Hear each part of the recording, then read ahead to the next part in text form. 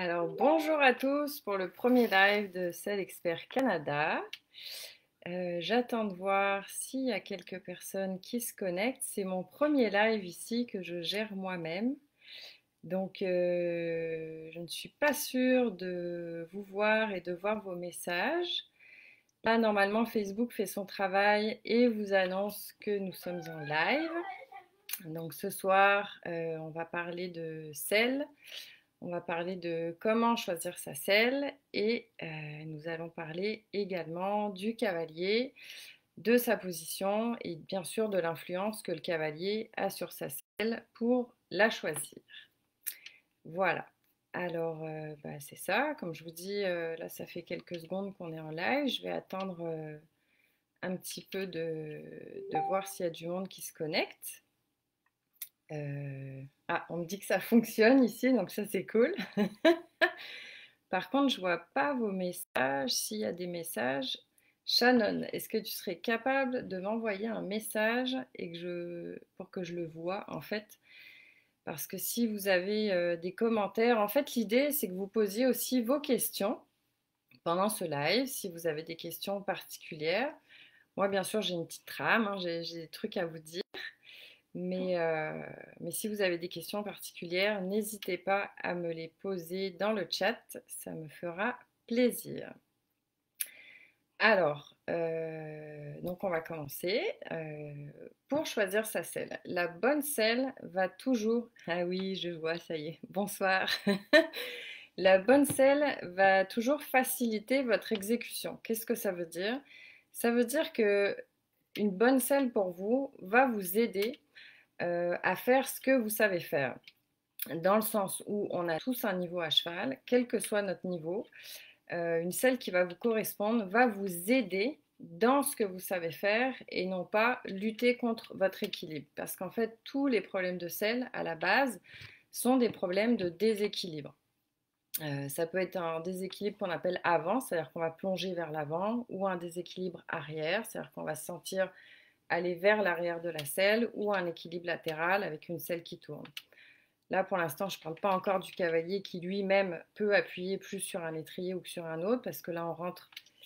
Bonsoir, donc Patrice. Donc, si on appuie plus sur un étrier qu'un autre, c'est évident qu'on va aussi influencer sur l'équilibre de la selle.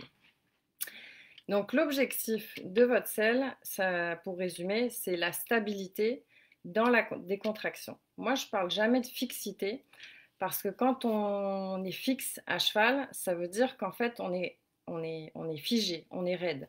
Un poteau est fixe dans le sol, mais un poteau, ça ne bouge pas. Un cheval bouge. Donc, ce qu'on veut, c'est aller dans le mouvement avec le cheval, être stable sur notre cheval. Ce que je vous recommande, en fait, c'est de jamais être fataliste, en fait. C'est-à-dire que de penser que vous êtes nul à cheval, que vous ne savez pas vous mettre en équilibre correctement, que vous ne savez pas trotter, ou que vous ne savez pas galoper en étant bien assis dans votre selle.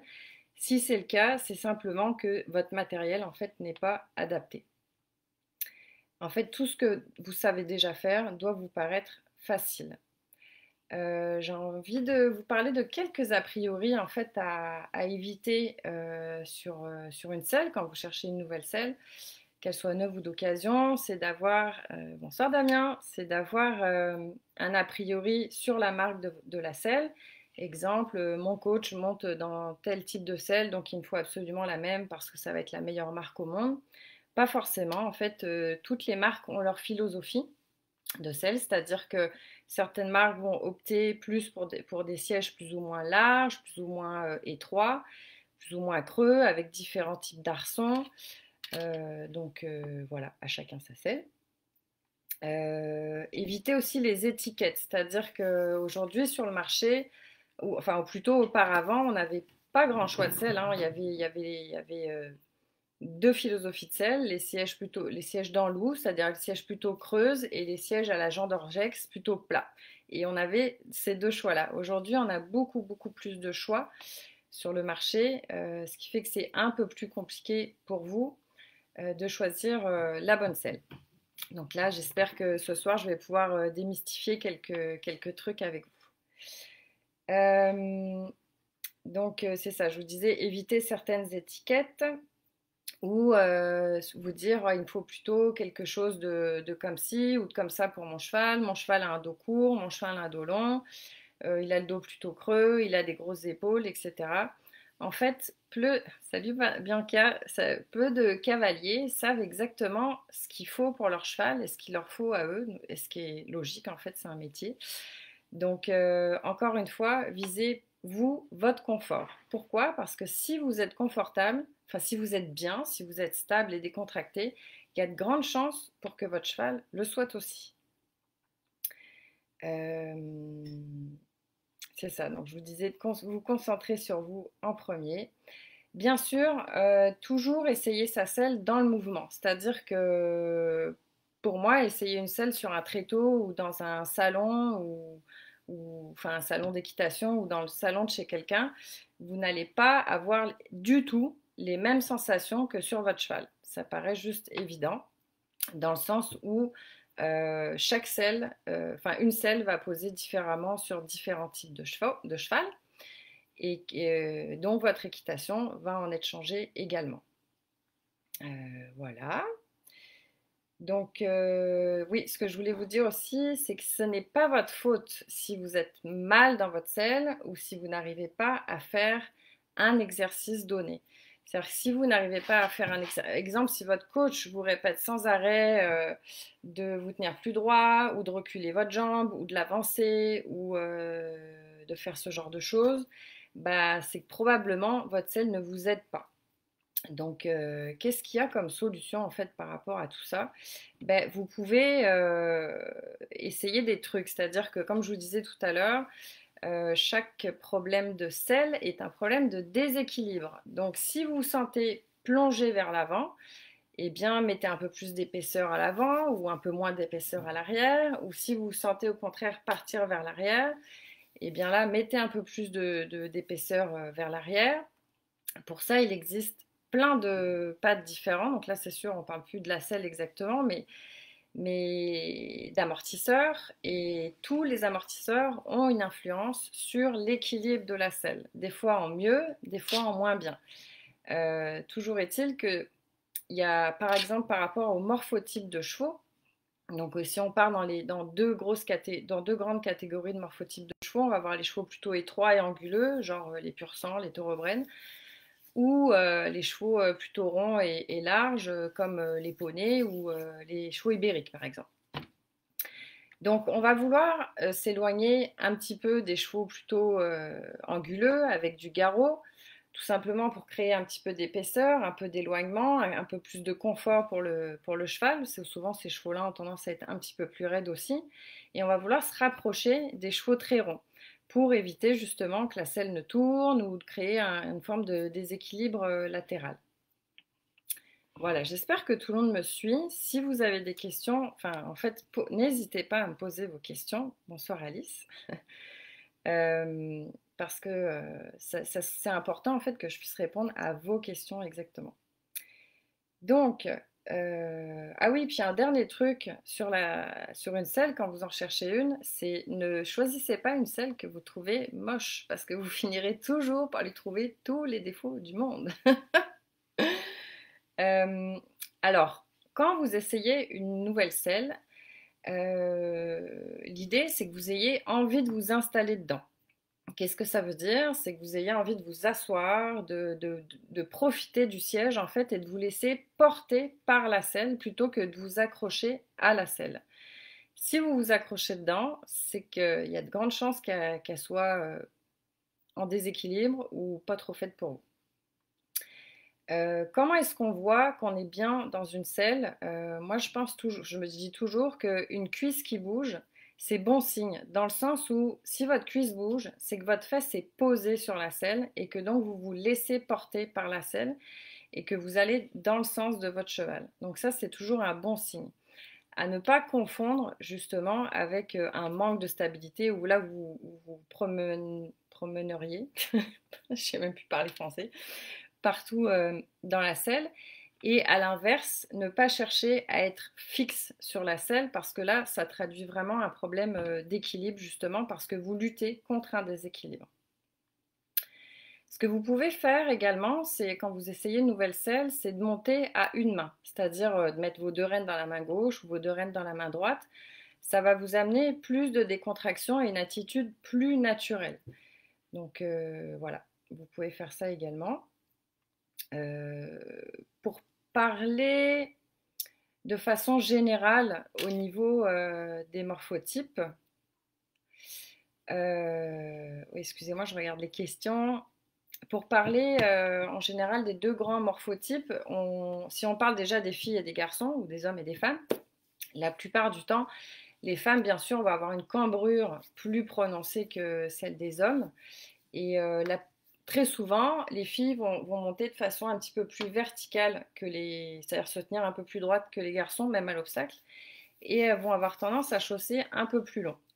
Souvent, les garçons qui ont une cambrure plus droite, moins cambrée, vont avoir besoin de plus de plats de siège. Et souvent, ils vont monter un peu plus court aussi. Donc, qu'est-ce que ça veut dire ça? Ça veut dire que plus on va avoir une attitude à se tenir droit, à avoir envie de chausser un peu long, et souvent avec une certaine cambrure en bas du rein, on va avoir besoin, on va aller chercher un peu plus de creux de siège. Pourquoi? Parce qu'on va avoir envie de plus s'installer dans sa selle. Si par contre vous avez une attitude plutôt ce que j'appelle dans le sens de la marche, c'est-à-dire avoir tendance à avoir les épaules un petit peu vers l'avant, à vous mettre souvent en équilibre parce que vous aimez ça, bah là on va aller chercher une selle qui va avoir plus de plat de siège. Après, au niveau de la largeur du siège, en fait, plus vous allez chercher de la largeur dans l'assise du siège, et bien plus vous allez aller chercher de stabilité latérale. Plus vous allez vous sceller dans une selle avec un siège étroit, moins vous allez avoir de stabilité latérale. Ce qui n'est pas mieux ou moins bien, ça dépend encore une fois de votre équitation. Très souvent, plus on va aller chercher de la largeur, ouais c'est ça, de la largeur de siège, il faut que je casse un message, pardon. Plus on va aller chercher de la merci Julie. Plus on va aller chercher de la largeur de siège, souvent, plus vous allez aller chercher également du creux de siège. Donc ça va être plutôt pour des personnes qui, encore une fois, qui vont aimer s'installer dans leur selle. Plus vous allez aller chercher un siège étroit, c'est-à-dire un siège qui va ressembler un peu à une poutre, moins vous allez avoir de stabilité, mais assis, mais ça c'est pas grave, si vous aimez monter très souvent en équilibre, c'est-à-dire en position 2 points. Excusez-moi, il y a des commentaires qui me font sourire, en tout cas c'est rigolo. Alors, est-ce qu'il y a des questions ici? Est-ce que ce sera disponible en rediffusion? Bah, j'espère. C'est mon premier live, fait que j'espère qu'on pourra l'enregistrer. Bonsoir tout le monde et posez-moi vos questions s'il vous plaît. Donc, je disais donc de respecter, on entend souvent parler de selle mixte, que doit-on en penser? Ah bah voilà une bonne question. Alors la selle mixte en fait c'est génial, c'est la selle fourre-tout, c'est-à-dire que c'est une question qui me fait rigoler. C'est-à-dire que en fait ça veut tout dire et rien dire. En gros on a deux types de selles, on a les selles d'obstacle et les selles de dressage. Une selle mixte ce serait une espèce de selle hybride entre les deux avec laquelle on pourrait tout faire. Bah non, en fait je pense pas trop que ce soit possible dans le sens où Alice, si tu as envie de... T'es rigolote. Si tu as envie de faire de l'obstacle, eh ben, mets-toi dans une selle dans laquelle tu vas être bien pour faire de l'obstacle. Si tu veux faire du dressage, mets-toi une selle dans laquelle tu vas être bien pour faire du dressage. Maintenant, si tu as envie de faire un peu de tout, c'est-à-dire un peu de balade, un peu d'obstacle, un peu de plat, etc., prends-toi plutôt une selle d'obstacle dans laquelle tu seras bien, quitte à rajouter un petit peu de support à l'arrière quand tu voudras faire du dressage et tu pourras rallonger ainsi tes étriers de quelques trous. Voilà. Est-ce que ça répond à la question, Alice? Donc, comme je disais tout à l'heure, respectez votre cambrure naturelle et respectez votre philosophie, votre type d'équitation. C'est-à-dire que si vous avez envie enfin si vous êtes comme moi en gros et que vous avez la plupart du temps envie de monter en équilibre avec les épaules un petit peu en avant, bah, n'allez pas chercher une selle super large, super creuse qui va complètement vous verticaliser et finalement dans laquelle vous n'allez pas être bien et vice-versa. Je pense que excusez-moi. Je pense que, en fait, chaque sellier ne peut pas seller tous les chevaux, comme je vous disais tout à l'heure, parce que chaque sellier a sa philosophie d'équitation. C'est-à-dire que certains selliers vont avoir tendance à faire des sièges plutôt larges et creux, et certains autres plutôt un peu plus étroits, un peu plus dynamiques, en fait. Donc souvent, le siège étroit va plus correspondre à un cavalier avec une équitation dynamique et un siège plutôt large à une équitation un petit peu plus relâchée. Quand je dis relâchée, ça ne veut pas dire mou, hein, ça veut dire tout simplement un peu plus vertical et un peu plus décontracté peut-être. Donc je vous parlais des amortisseurs tout à l'heure. Est-ce que vous avez des questions sur les amortisseurs? Non, pas encore. Donc si vous en avez, posez-en. Posez-en. Notre attitude change celle du cheval. Ça, c'est juste une évidence, dans le sens où, si vous êtes, comme je vous disais tout à l'heure, oui, l'attitude change celle du cheval. C'est-à-dire, si vous êtes souple et décontracté, il y a de grandes chances que votre selle le soit également. Alors justement, Alice pose une question sur les selles monocartiers. J'allais y venir. Elle demande qu'en est-il des selles monocartiers ou des quartiers classiques? Alors justement, j'allais parler des selles monocartiers. Souvent, on nous dit, enfin souvent les cavaliers complets vont nous dire, ah ben moi je choisis une monocartier pour le cross parce qu'on est plus proche du cheval. Oui, est-ce que c'est mieux d'être plus proche du cheval ou pas? Eh bien, dans ce cas-là, je vous dirais pourquoi tous les selliers ne font pas des selles monocartiers, mais qu'il existe encore des doubles quartiers. En fait, ce qui est sûr, c'est qu'une monocartier va avoir envie, les monocartiers vont donner envie plutôt de se serrer contre le cheval, parce que la plupart du temps, en fait, les selles monocartiers n'ont pas beaucoup de force devant, c'est-à-dire ne calent pas beaucoup le cavalier. Donc on va plutôt avoir envie de se serrer contre un petit peu le cheval. Pourquoi pas, à condition que ça ne se traduise pas par de la fixité, par de la rigidité en fait. Parce que les chevaux n'aiment pas ça beaucoup, qu'on soit complètement vissé euh, dans eux en fait. Également, pourquoi pas monter dans une selle monocartier quand vous avez une philosophie, encore une fois, d'équitation, plutôt dans le sens de la marche, c'est-à-dire à monter très souvent en équilibre. C'est aussi pour ça que pas mal de cavaliers de complet montent dans une selle monocartier, à condition de ne pas avoir des quartiers trop avancés par rapport à votre jambe. Pourquoi? Parce que si vous avez des quartiers super avancés par rapport à votre longueur de jambe, en fait, vous allez avancer votre centre de gravité au-dessus du garrot du cheval, et à chaque fois qu'on se met au-dessus du garrot du cheval, forcément, il perd en équilibre. Également, si vous avez un cheval qui a beaucoup de force devant, c'est-à-dire en gros qui tire, bah, il va vous amener vers sa bouche plutôt que le contraire, si vous avez une selle qui ne vous offre pas beaucoup de force. Alice, est-ce que ça répond à ta question pour les monocartiers? Je regarde si je n'oublie pas des trucs, j'ai pris des petites notes quand même. Alors, à qui pourraient s'adresser les selles monocartiers? En général, la plupart du temps, en fait, je les vends et je les conseille soit aux cavaliers ou aux cavalières qui vont avoir des jambes plutôt longues et fines, pourquoi pas, ou tout le contraire, des cavalières qui vont avoir une cuisse plutôt courte et un peu ronde, pour justement pouvoir s'en rapprocher un peu. Alors, ensuite, bah, vu qu'on a parlé des monocartiers, on va parler des doubles quartiers. La double quartier va amener souvent un peu plus de relâchement, de décontraction.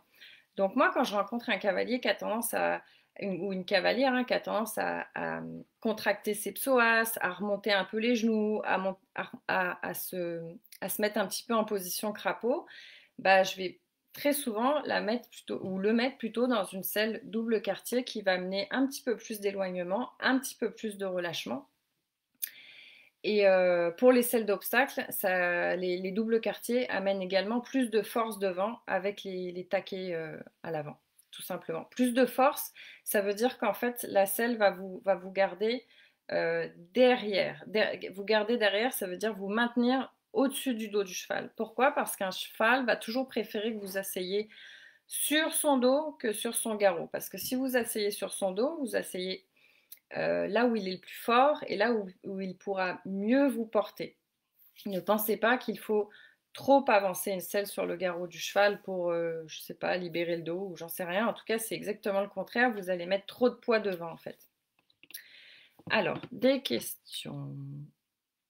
Est-ce que les amortisseurs n'éloignent pas trop du cheval? Bah, Julie, en fait, ça dépend, dans le sens où, comme je disais tout à l'heure, si tu montes un cheval très rond, type poney, oui, ça peut t'éloigner un petit peu trop de ton cheval. Par contre, si tu montes un cheval un peu plus anguleux, comme un pur sang, par exemple, bah non, justement, on va vouloir s'éloigner un peu du cheval parce que la selle va avoir tendance à descendre un peu trop sur son dos en fait, puis ça va lui amener plus de décontraction, plus de souplesse. Alors, les selles de dressage sont pourtant souvent mono alors qu'on est assis. Oui, c'est vrai que la grande mode en ce moment, c'est au monocartier pour les selles de dressage. Et, mais je peux te dire que en fait, je vends autant de monocartier que de double quartier. Ça dépend vraiment, encore une fois, de votre équitation et de votre style de monte, tout simplement.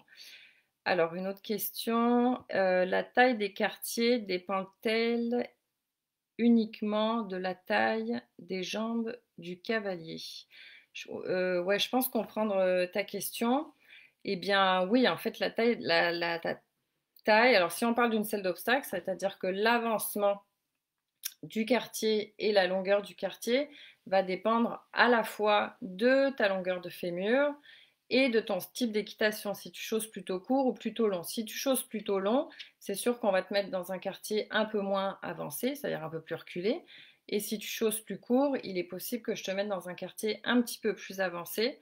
Encore là, ça va dépendre aussi de ton cheval et de la force qu'il a en fait, tout simplement. Alors, d'autres questions? Pas encore, donc je vais continuer. Qu'est-ce que je voulais aborder comme autre thème? Ah oui, alors quand changer de selle?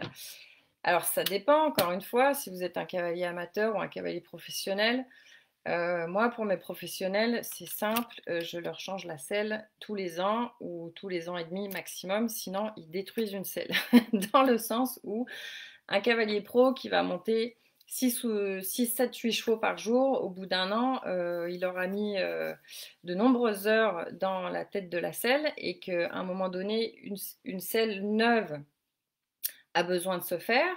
Une selle va se faire, mais à un moment donné, elle va se défaire. C'est-à-dire que à un moment donné, votre selle va plutôt s'effondrer et on ne veut pas en arriver là. Pour un cavalier amateur, bah, encore une fois, ça va dépendre du nombre de fois qu'il monte par semaine. Par exemple, s'il monte 5 fois par semaine, bah, ça va dépendre tout simplement à un moment donné, est-ce que vous changez de cheval? Est-ce que vous, à un moment donné, vous n'êtes plus bien dans votre selle? C'est-à-dire que, est-ce que vous constatez, après quelques semaines, voire quelques mois, que ce que vous arriviez à faire auparavant est rendu difficile? Est-ce que vous trouvez que votre cheval est lourd sur la main, ou creuse son dos, ou bas à la main, ou peu importe, ou est-ce que vous, tout simplement, vous sentez moins bien, en déséquilibre encore une fois vers l'avant? Souvent, c'est ce qui arrive, hein, quand on a une selle qui vieillit, bah, l'arçon se fait. Donc, qu'est-ce que ça veut dire? Ça veut dire que la tête d'arçon va s'ouvrir un petit peu, et donc la selle va avoir tendance à tomber, à piquer du nez, c'est-à-dire à tomber un petit peu en déséquilibre avant. C'est là qu'il est le moment de redresser un petit peu l'avant. Ensuite, de quoi j'avais envie de vous parler? Excusez-moi, hein, j'ai pris des notes parce que je trouve ça un peu impressionnant de parler devant un écran toute seule, en fait. C'est pas super cool. Donc c'est ça, quand vous ne vous sentez plus bien dans votre selle, l'idée c'est tout simplement de découvrir pourquoi. Est-ce que c'est un problème d'équilibrage, comme je viens de vous le dire, c'est-à-dire si la selle pique du nez ou pas, un problème mécanique de la selle, est-ce que la selle est cassée? C'est assez rare, mais bon oui, ça peut arriver, un arçon cassé. D'ailleurs, comment est-ce qu'on reconnaît un arçon cassé sur une selle? Bah, si c'est le milieu de l'arçon qui est cassé, si vous appuyez le trousquin de votre selle contre votre hanche et que vous essayez, je vais faire comme un mouvement ouais, comme ça, et que vous essayez de le tirer vers vous et que la selle plie, votre arçon est pété. Donc il faut le changer ou dégager la selle si elle est trop vieille.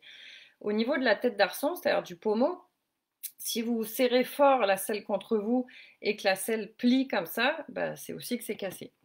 Ou alors, des fois, quand vous entendez des quick, ça, c'est pas super bon non plus. Donc là, vous pouvez toujours faire vérifier votre selle. Quoi d'autre? Ah oui, comment moi, en fait, je vous choisis une selle? Bah, en fait, quand je vous vois déjà pour la première fois, comment se passe un rendez-vous en fait? Quand je vous vois pour la première fois, déjà à votre façon de vous tenir, à votre démarche et à votre habillement aussi, j'ai déjà une bonne idée de comment vous scellez. C'est-à-dire que si vous avez une attitude plutôt très droite, un peu verticale, bah, je sais que vous allez avoir besoin d'un peu plus de creux de siège. Puis si vous avez une attitude plutôt dans le sens de la marche avec les épaules en avant, bien souvent vous allez avoir besoin d'un peu plus de plat de siège. Pour les vêtements, bah, c'est un peu la même chose, c'est-à-dire que si voyons, excusez-moi, si vous habillez avec des vêtements plutôt très près du corps, bah, souvent ça va avec plus de verticalité, ou des vêtements un petit peu plus lâches, souvent ça va avec un petit peu plus de sens de la marche, tout simplement. Donc c'est ça, quand on se rencontre pour la première fois, je vous invite toujours à sceller votre cheval avec votre équipement habituel. Pourquoi? En fait, c'est tout simplement pour voir votre cheval bouger, vous voir vous, dans votre attitude naturelle, avec votre équipement habituel, que ce soit que vous mettiez, je veux dire, un amortisseur, pas d'amortisseur, peu m'importe, il faut que vous scelliez votre cheval comme vous le scellez habituellement. Souvent, quand je vous vois et qu'après moi je sors une, deux, parfois trois selles à vous faire essayer, on me demande de poser la selle sur le dos du cheval et là, que je dise par magie, comme par magie, ah, est-ce que cette selle convient au dos de mon cheval? Bah écoutez, c'est sûr que c'est mon métier, donc j'ai une idée déjà à la base, mais ce qui est certain, c'est qu'un cheval à l'arrêt, à la tâche, est toujours là pour nous faire mentir, dans le sens où vous pouvez très bien avoir un cheval qui, à la tâche, ne va pas du tout, va avoir son dos plutôt très relâché, ne va pas du tout se tenir. Et là, je vais vous dire, je vais poser la selle sur le dos du cheval, et puis on va avoir l'impression d'avoir une selle qui vient de faire un petit peu en déséquilibre vers l'arrière, les fesses sont par là. Et qu'une fois que vous êtes dessus, eh ben, c'est tout le contraire. Le cheval va complètement remonter ses abdos, complètement remonter son dos, et paf, la selle va poser pile poil. Donc, quand on me parle de selle, j'ai fait faire une selle sur mesure, je me demande toujours un petit peu ce que ça veut dire, dans le sens où quand on prend les mesures, on ne les prend pas sur un cheval qui est en train de bouger, avec un cavalier dessus, mais sur un cheval qui ne bouge pas, c'est-à-dire qui est statique et qui se tient aux chaînes. Donc ça, c'est une question qui me... C'est une chose sur laquelle je me pose un peu des questions, quoi, quand on parle de selle sur mesure. Qu'est-ce que ça veut dire sur mesure? Euh, alors, par rapport à votre niveau d'équitation, la plupart du temps, si par exemple si je vous parle d'un autre sport comme celui de la planche à voile, quand vous allez débuter, vous allez plutôt débuter avec, ou en ski par exemple, enfin, moi je ne fais pas de ski, mais en tout cas, il paraît, vous allez débuter plutôt avec une planche plutôt longue et large. Pourquoi? Ça va vous amener plus de stabilité. Tandis que meilleur vous allez devenir, plus vous allez pouvoir raccourcir la longueur de la planche et la largeur également pour aller vers des figures de plus en plus stylées et de plus en plus freestyle. Alors pour en revenir à la selle, en fait, plus vous avez un niveau amateur, plus je vais avoir envie de vous sceller dans une selle qui va vous donner de la stabilité, donc un petit peu plus de... En tout cas, je vais avoir toujours tendance à vous mettre dans une selle un peu plus grande que trop petite, parce que plus c'est petit, plus c'est technique, et plus c'est grand, plus il y a de la tolérance, voilà, c'est le mot que je cherchais, plus vous allez avoir de tolérance. Quand je parle de grand et petit, je parle du siège, hein, je ne parle pas des quartiers. Voilà. Est-ce qu'on a des questions? Ah, peut-on aborder le sujet de la place de la sangle et de son orientation? Alors c'est sûr que en fonction des chevaux, une même sangle, une même selle ne va pas poser de la même façon. C'est-à-dire que certains chevaux vont avoir une épaule plutôt reculée, d'autres vont avoir une épaule un peu moins reculée. Et donc avec la même selle et la même sangle, la sangle va arriver plus ou moins derrière. Très souvent, ce dont on a envie en fait, c'est que la sangle arrive. Si par exemple vous prenez votre cheval et qu'il est au carré, c'est-à-dire avec les quatre membres au même, enfin, alignés, vous pouvez compter environ 4 doigts, une main en arrière du coude de votre cheval euh, pour que pour que la sangle pose en arrière de votre main. Si la sangle est complètement contre le coude du cheval, bah, c'est que probablement votre selle est vraiment trop avancée. Et si la sangle pose vraiment trop à l'arrière à ce niveau-là, peut-être que votre selle est trop reculée ou que votre cheval a tout simplement une épaule pas mal reculée. Et à ce moment-là, je vais plutôt vous recommander une sangle, ce qu'on appelle ergonomique, c'est-à-dire qui va avoir une, une courbe comme ça, plutôt qu'une sangle droite. Pourquoi? Bah, tout simplement, encore une fois, pour plus de stabilité de la selle et plus de confort. Est-ce que ça répond à la question sur les sangles, Alice? Tu as le droit de le dire. Ensuite, qu'est-ce que j'avais envie de dire? Ah oui, par rapport aux arçons. Sur le marché, actuellement, il existe 3 types d'arçons. On a les arçons en polycarbonate, qui est tout simplement une sorte de plastique dur. Les arçons en bois, qui sont les arçons traditionnels utilisés depuis, j'allais dire depuis la nuit des temps, pas tant, mais depuis quelques temps. Et les arçons carbone, qui sont faits en fait qui sont pas complètement faits en carbone, mais qui sont faits d'un mélange de Kevlar, de polycarbonate et de carbone. Alors, comment, comment choisir un arçon plutôt qu'un autre? Ce qui est sûr, c'est que les arçons en polycarbonate, qui sont plutôt souples, bah, je vais plutôt les choisir pour des petits gabarits légers. Si je mets un cavalier professionnel dedans, il va me péter la selle en très peu de temps. Dans le sens où ce sont souvent des cavaliers qui montent avec beaucoup de force, avec beaucoup d'intensité, 7 à 8 chevaux par jour, et ces selles-là ne vont pas avoir suffisamment de tolérance pour, euh, pour ce type de cavalier. Par contre, pour un cavalier normal, c'est-à-dire qui monte 5, 6, 7 fois par semaine, aucun problème. Ce sont de super arçons. L'arçon en carbone qui va donner un effet plutôt tonique, plutôt un peu dur en fait. Bah, celui-là, je vais beaucoup l'aimer pour certains professionnels qui, encore une fois, montent avec beaucoup d'intensité, ou des cavaliers qui ont une équitation plutôt tonique. Sinon, si vous aimez plutôt avoir beaucoup de confort, un peu de relâchement, souvent ces arçons-là, vous allez les trouver un peu durs. Et l'arçon bois, l'arçon traditionnel, en fait, qui est utilisé par énormément de celliers, le bois étant un matériau vivant, et bien cet arçon-là va, avec le temps, va se faire un petit peu, va s'assouplir, la tête d'arcade va s'ouvrir un petit peu, et, euh, et voilà. Donc, ah oui, super important, quand vous choisissez votre selle et que vous essayez une selle neuve, il faut toujours que vous soyez bien dans votre selle, même quand elle est neuve. Ne croyez jamais un commercial qui vous dit ah mais t'es pas bien dans ta selle neuve, c'est normal, c'est parce qu'elle est neuve. C'est pas vrai du tout. Il faut que vous soyez bien, au moins, je dirais, aller à hauteur de 80, voire 90%, même dans votre selle neuve. Qu'est-ce qui va se faire en fait? Bah, ça va être les cuirs qui vont s'assouplir, les mousses qui vont s'assouplir, l'arçon éventuellement qui va, comme je disais pour l'arçon bois, qui va s'assouplir un peu. Un arçon carbone ne bougera jamais. Mais il faut que vous soyez bien dans votre selle dès le premier jour où vous l'essayez. Voilà.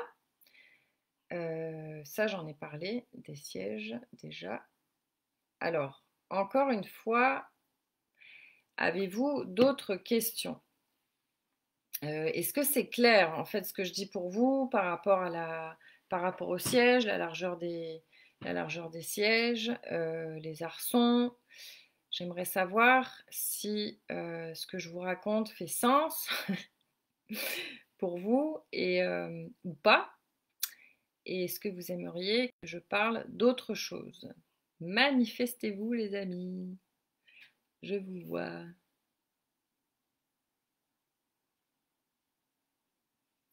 Donc, on ne doit plus casser sa selle neuve pour être bien.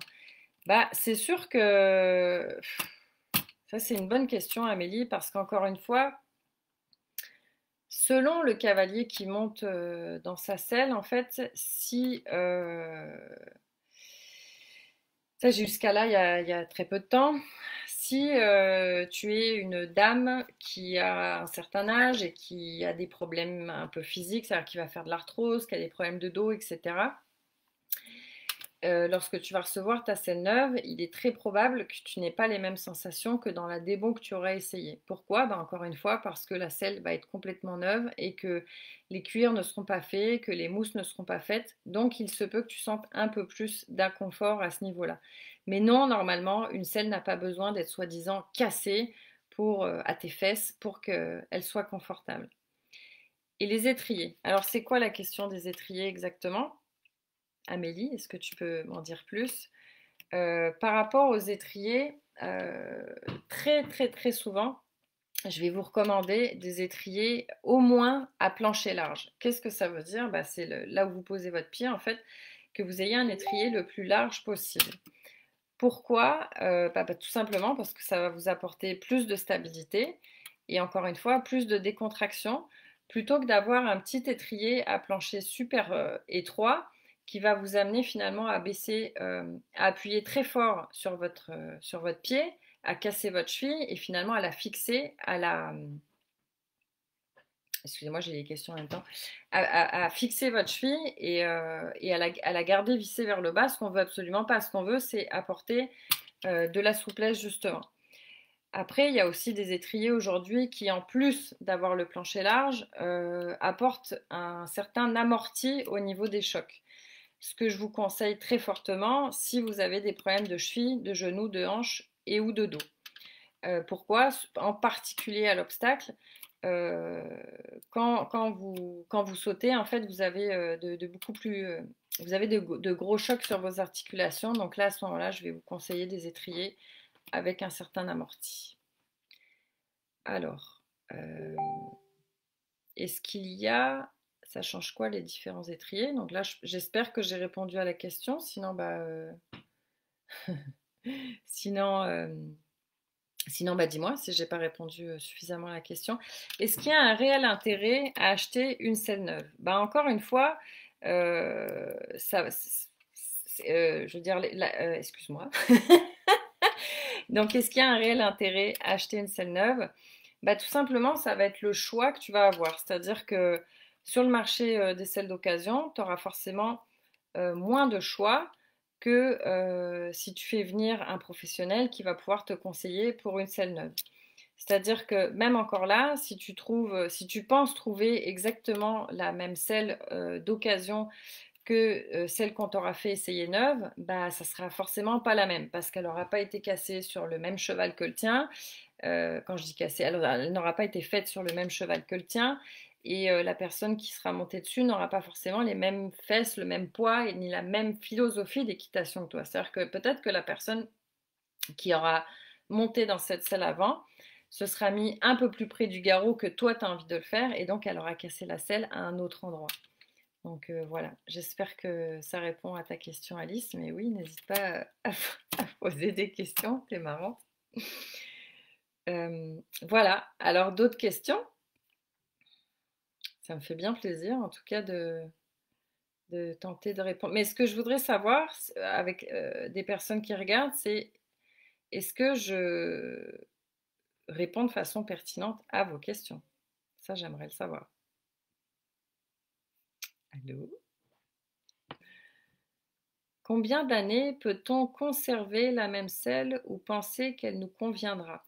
Alors, je pense que j'ai répondu à cette question, mais c'est pas grave, je vais revenir un petit peu dessus. Encore, comme je disais tout à l'heure, Catherine, en fait, ça dépend de ton niveau de confort. C'est-à-dire qu'il est temps de changer ta selle quand tu n'es plus bien dedans, tout simplement. Pour un cavalier amateur, souvent, bah, ça va être entre, je sais pas, 5 et 8 ans. Et puis un cavalier professionnel, 1 an et demi, quoi. Voilà. Donc c'est bien expliqué. Il faudra refaire des lives. Bon, bah c'est cool, hein, merci. À quelle fréquence recommandes-tu de vérifier le fitting de nos selles? Ça, c'est une super question. Encore là, ça dépend de votre activité, c'est-à-dire de ce que vous faites avec votre cheval.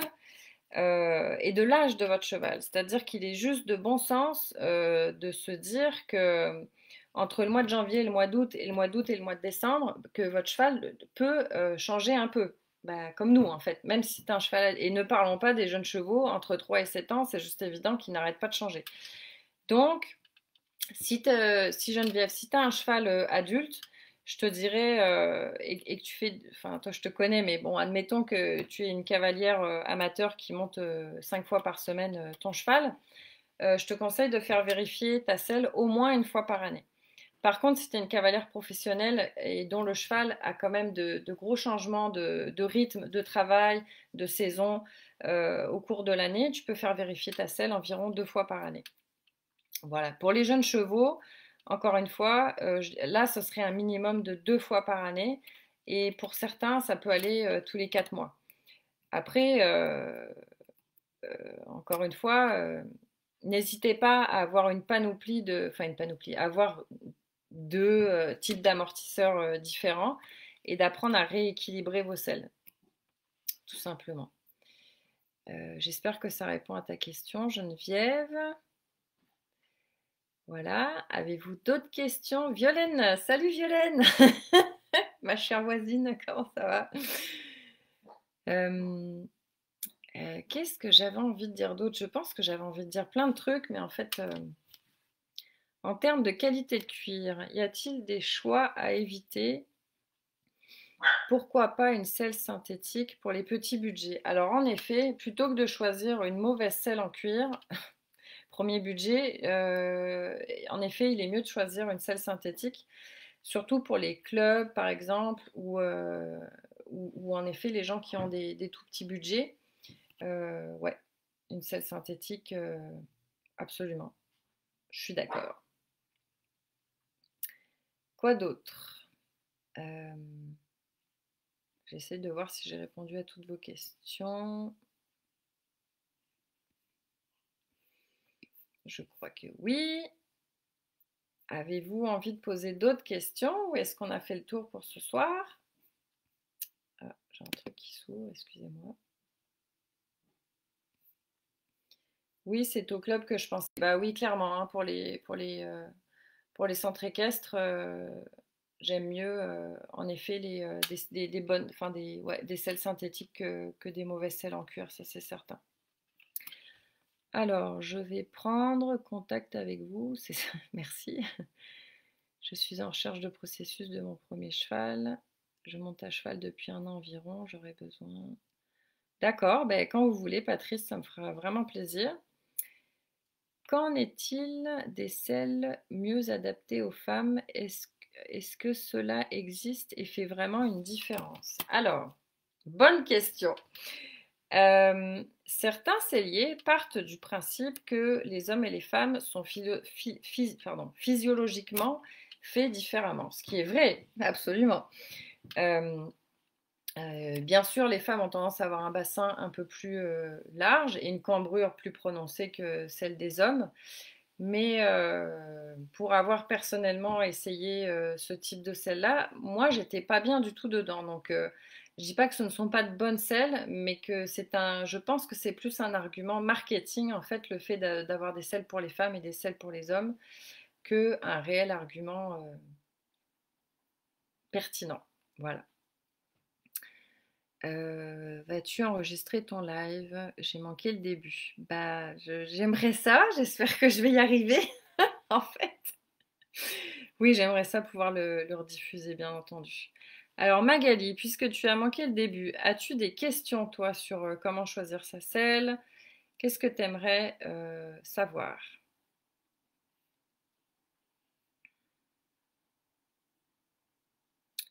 Est-ce qu'on a encore une ou deux dernières questions? Ça fait quand même 3/4 d'heure qu'on est ensemble.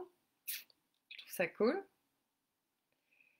En tout cas, si vous avez des sujets sur lesquels que vous avez envie que j'aborde, autour de la selle évidemment et de ses accessoires, surtout, n'hésitez pas, je vous invite à m'écrire et puis bah, je me lancerai à faire d'autres lives, hein, je m'améliorerai à chaque fois. Alors, si j'ai plusieurs chevaux, me faut-il plusieurs selles? Excellente question. Ça dépend. Non, pas forcément. En fait, si tu as plusieurs chevaux, tu n'as pas forcément besoin de plusieurs selles. Dans le sens où, encore une fois, tu vas pouvoir rééquilibrer ta selle avec un système d'amortisseur. Alors tiens, on peut parler 5 minutes des amortisseurs. Il en existe plusieurs sur le marché. On a les épais et mous, les fins et denses, les larges, les étroits, les gels, les thin line, les moutons. Donc là encore, il y a beaucoup d'amortisseurs sur le marché. Par exemple, bah là tu vois, j'en ai un ou deux à côté de moi. Moi, souvent, j'aime bien ceux-là, les thin line. Alors, pas encore une fois, pas pour tout le monde, pas pour tous les chevaux. Ce sont des amortisseurs plutôt qu'on va appeler fins et denses.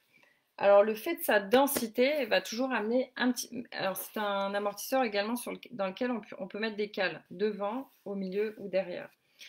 Je le conseille souvent soit pour les gens qui ont des jeunes chevaux, c'est-à-dire des chevaux qui vont grandir et qui vont se transformer musculairement, ou tu vois, Alice, par rapport à ta question, pour les cavaliers professionnels ou des cavaliers qui ont plusieurs chevaux et une selle. Ainsi, avec ce type de pad, ils vont pouvoir rééquilibrer leur selle, tout simplement. Mais même sans cale, ce type d'amortisseur, plutôt fin et dense, va toujours amener un petit peu plus de densité vers l'avant, de force vers l'avant, donc remonter un petit peu le devant de votre selle.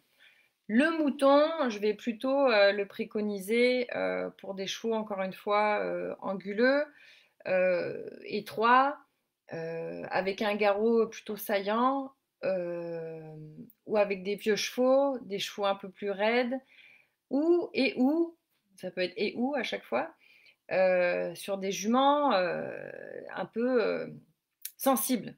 Voilà. Après les gels, comme celui-là, là, tiens, j'en ai encore un là ici, ce genre de gel là, que j'aime bien aussi, ça par exemple sur les chevaux sur lesquels la selle tourne, souvent c'est pas mal parce que ça va vous aider à stabiliser la selle. Un gel qui va avoir la même épaisseur partout, parce qu'il y en a avec plus épais derrière, plus épais au milieu, plus épais devant.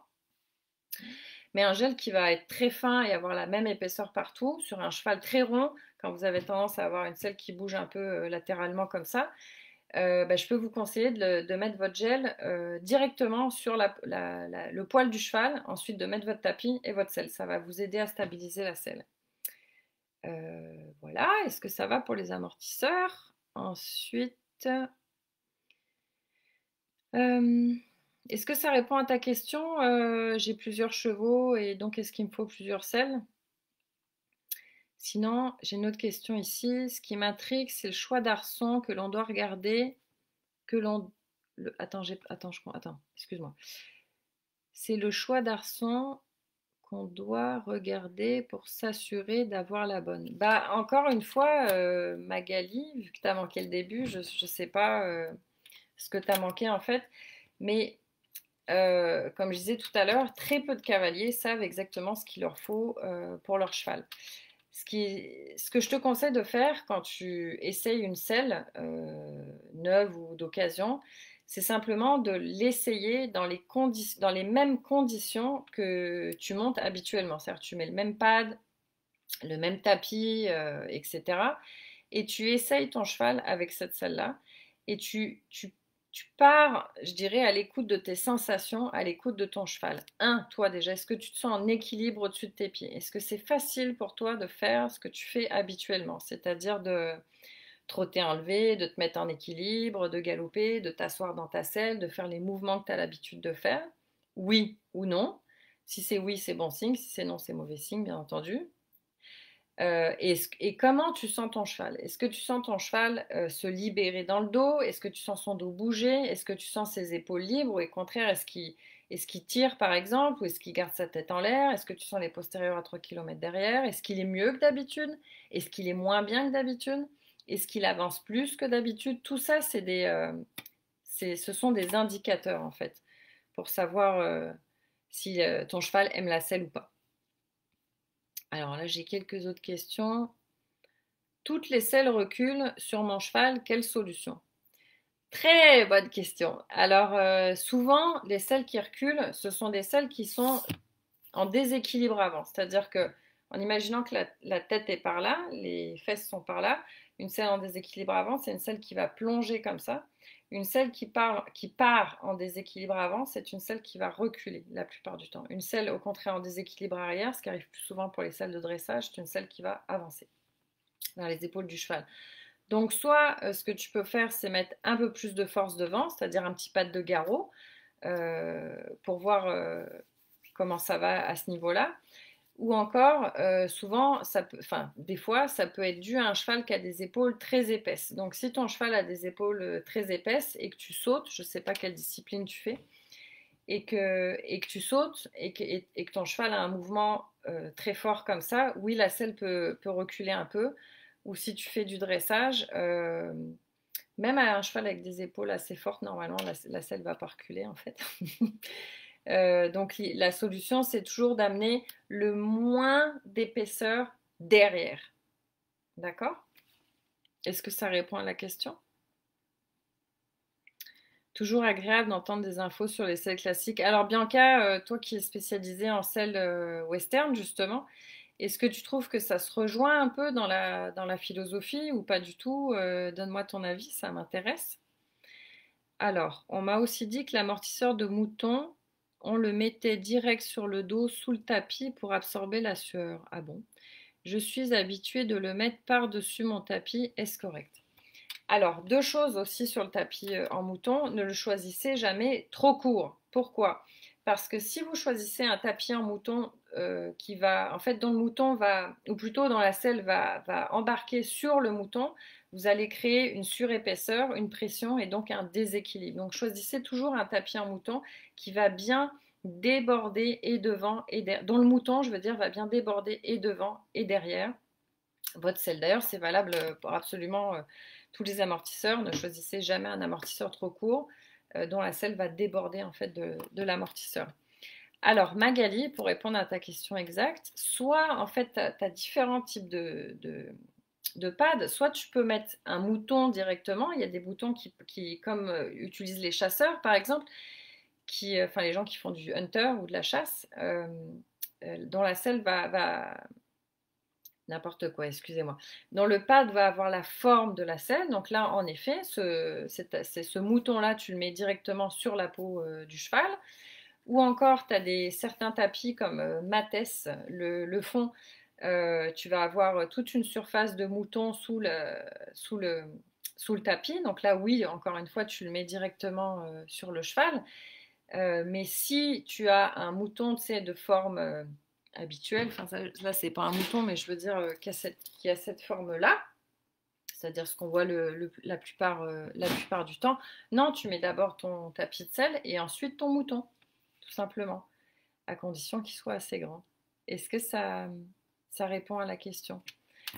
Dis-moi Magali. Par rapport aux amortisseurs, encore une fois, il y en a plein que j'aime en fait, hein, les denses, les fins, les épais. Il y en a qu'un que j'aime moins, en fait, ça va être l'épais et mou, comme ceux en mousse, en fait, les mousses qui s'écrasent beaucoup. Pourquoi? Bah, parce qu'en fait, la plupart du temps, ce sont des amortisseurs qui vont beaucoup s'écraser et qui vont s'écraser le plus en avant et qui vont finir par déséquilibrer la selle plutôt que de la rééquilibrer. Voilà. Donc, moi, je pense que j'ai fait le tour aujourd'hui pour rester à parler vraiment que de la selle. Sinon, je pourrais vous parler pendant des heures hein, de mon métier, c'est évident. Mais avez-vous une ou deux autres dernières questions avant que l'on termine ce soir? Donc, c'est ça, ce que je voulais vous dire en fait avant de. Alors, bon, encore une question d'Alice. Est-ce que ma selle peut s'abîmer lorsqu'elle est rangée peinard dans la sellerie sur son tréteau? Absolument pas. Ça, c'est aussi une bonne question. Comment entreposer sa selle? Eh bien, évitez d'entreposer vos selles sur des repose-selles en métal.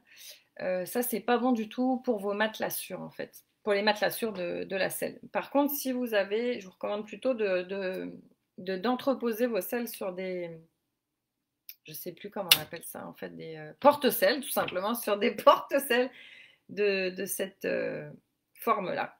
Ou si vous avez vraiment que des porte-selles en métal, bah, mettez un amortisseur ou plusieurs tapis, quelque chose en dessous pour éviter de déformer vos matelassures, qu'elles soient faites en mousse ou en laine. Voilà. Et ouais. Ah, j'ai des questions rigolotes, j'ai des amis rigolos aussi. Voilà, alors moi je pense que pour ce soir j'ai fait le tour. Encore une fois, si vous avez d'autres questions, si vous avez envie que je parle d'autres choses autour de la selle et de ses accessoires ou de la biomécanique du cavalier également, parce que ça c'est un gros sujet, posez-moi vos questions, ça me fera vraiment plaisir d'y répondre. En tout cas, ce qui est sûr, ah, j'ai une dernière question, je crois. Meilleur choix pour entretenir une selle en cuir, conditionneur, graisse au savon et au combien de fois? Alors ouais, pour l'entretien de la selle, là encore, souvent je vois en fait beaucoup de personnes qui ne savent pas comment entretenir leur cuir. Donc Magali, si tu le souhaites, sur ma page, j'ai une petite vidéo explicative à ce niveau-là. Après, grosso modo, ce que je vous conseille, c'est de nettoyer au savon votre selle au moins à chaque fois, en fait, que vous montez à cheval. Surtout si c'est poussiéreux, surtout si c'est humide, etc. Et de la graisser une fois par semaine. Ouais, pas une fois par an. Exactement. Je vous conseille bien sûr d'utiliser, de la nettoyer régulièrement et d'utiliser peu de produits à la fois, plutôt que d'utiliser un demi-pot de graisse à chaque fois que vous voulez graisser votre selle. Ça, c'est pas bon, ça va boucher les pores du cuir de votre selle tout simplement. Et votre selle va rester avec un dépôt à queue dessus, c'est pas cool. Alors, Bianca me dit oui, absolument. La seule chose, ce sont les pads plastiques ou même gélatineux. Ceux avec une forme de toile d'araignée créent beaucoup d'adhérence sur la peau. J'ai même eu des plaies ouvertes de frottement. Waouh! Juste être prudent avec ça. Sinon, tout baigne. Les pads plastiques. Ah ouais, c'est quoi ça? Oh, on en reparle, Bianca, c'est intéressant. Sylvie, salut Sylvie. Good, bon bah ok, super. Donc je vous disais, surtout si vous avez d'autres questions autour de la biomécanique du cavalier, de la selle et de ses accessoires, n'hésitez pas. Et puis j'en profite pour également vous parler de notre prochain live que nous ferons à deux avec ma partenaire et chère voisine Violaine Fortin. On va vous parler en fait de nos cliniques, de la méthode Horse Attitude, qui en fait nos cliniques ont donné le jour il y a 2 ans et en fait face à cet engouement, bah, on a envie d'en faire profiter encore plus de monde. Ce sont des cliniques qui sont basées sur l'analyse biomécanique du cavalier, le saddle fitting et le coaching mental pour gagner encore plus en confiance avec son cheval. Voilà, donc j'espère que ça vous a plu. Je vous invite à me laisser vos commentaires si vous en avez. Et rendez-vous le 27 février. À bientôt. Au revoir. Et voilà.